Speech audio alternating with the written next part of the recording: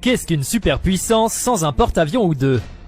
Ces navires de guerre épiques, qui ont remplacé les gigantesques navires de guerre de la Seconde Guerre mondiale, servent d'aéroport en mer, entièrement équipés d'une tour de contrôle, d'un poste de pilotage et de toutes les installations nécessaires pour transporter, armer, déployer et récupérer des avions de combat, des hélicoptères d'attaque et des drones, comme le MQ-8 Fire Scout et le MQ-9 Reaper, qui ont tué le général iranien Qassem Soleimani. Mais les États-Unis ne sont pas le seul pays à avoir des porte-avions, et la Chine vient de lancer un nouveau navire appelé Shandong, qui est un porte-avions chinois de première génération. C'est leur deuxième porte-avions, le Liaoning étant fièrement le premier, et a été lancé en avril 2017 par la marine de l'armée populaire de libération de la République populaire de Chine. Cela fait de la Chine l'un des rares pays à avoir plus d'un transporteur. Lorsqu'il a été conçu initialement, il a été désigné comme transporteur aérien de type 1A. Mais il a obtenu une mise à jour Lille au dernier moment, et a été finalisé comme type 2 au moment de l'inauguration.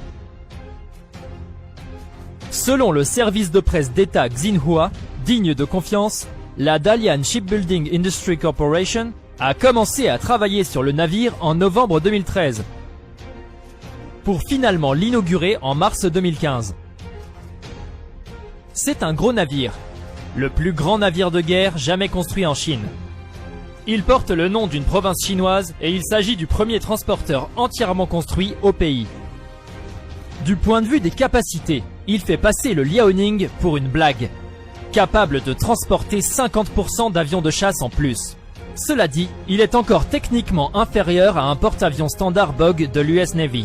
Après des mois d'essais, Shandong a finalement rejoint la marine chinoise en décembre 2019 et fait déjà des vagues.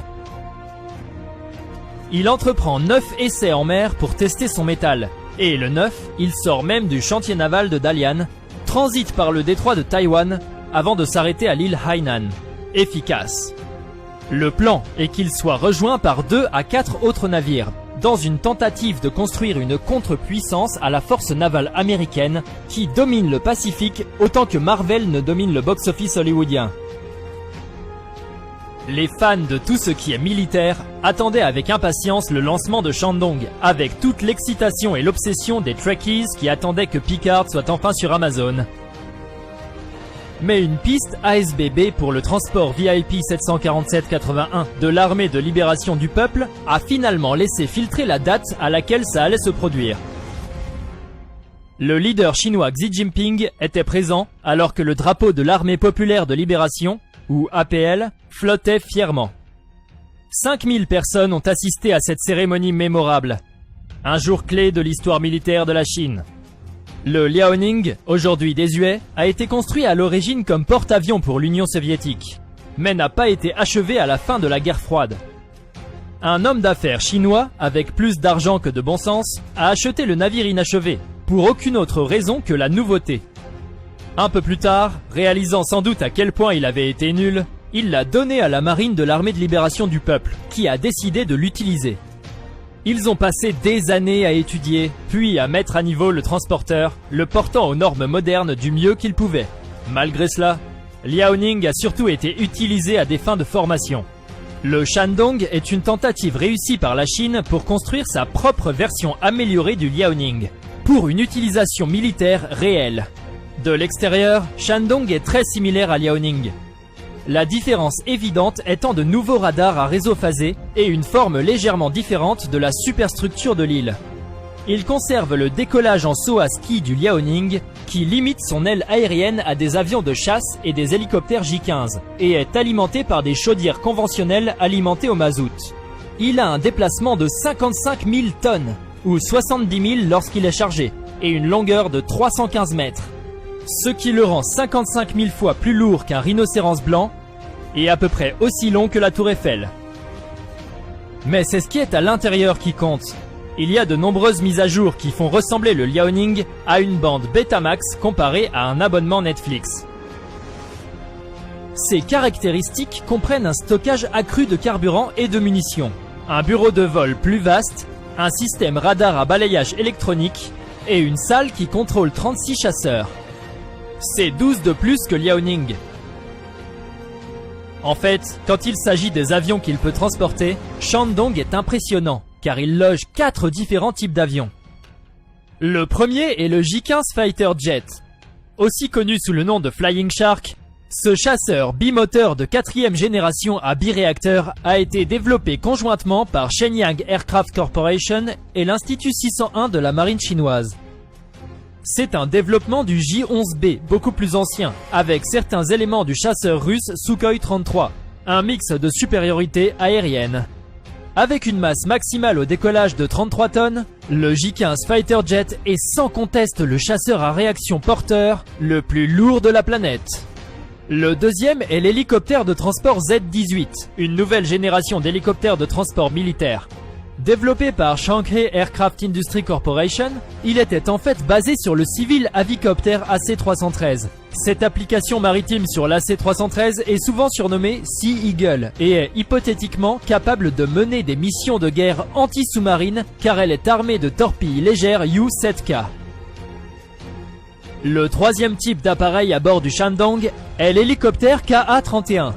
Conçu à l'origine pour la marine soviétique et connu sous le nom de Helix by Naton, les hélicoptères Ka-31 sont maintenant utilisés par les forces armées indiennes, russes et bien sûr chinoises.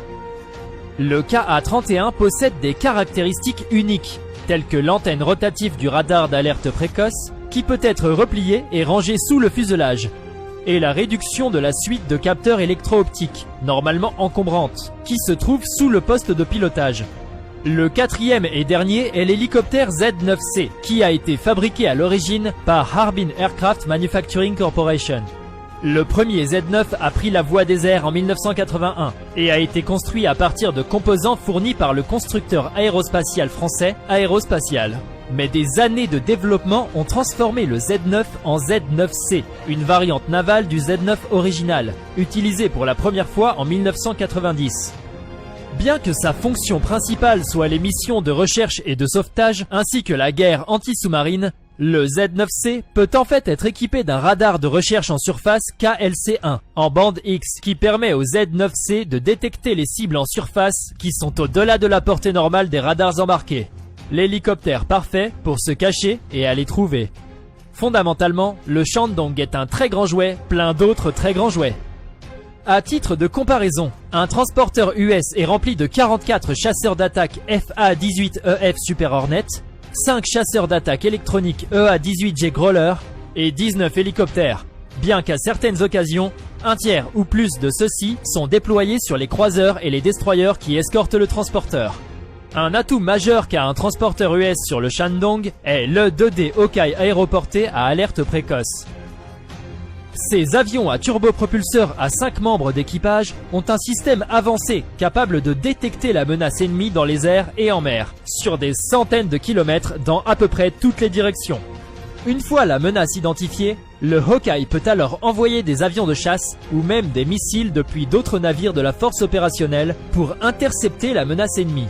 Tant le Shandong que le Liaoning manquent d'une telle fonction, et c'est leur principale faiblesse par rapport aux avions des autres nations. Mais la Chine a commencé à travailler sur la construction de son troisième transporteur, provisoirement sous le nom imaginatif de Type 3. Et on pense que ce transporteur pourrait chercher à résoudre la situation, pas de Hawkeye.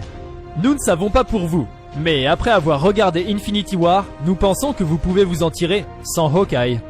Le Type 3 est considéré comme une étape importante par rapport aux deux autres transporteurs, notamment parce qu'il utilisera des avions électromagnétiques lancés par catapulte au lieu de rampes, comme ceux qui ont été mis au point par le transporteur américain Gerald R. Ford.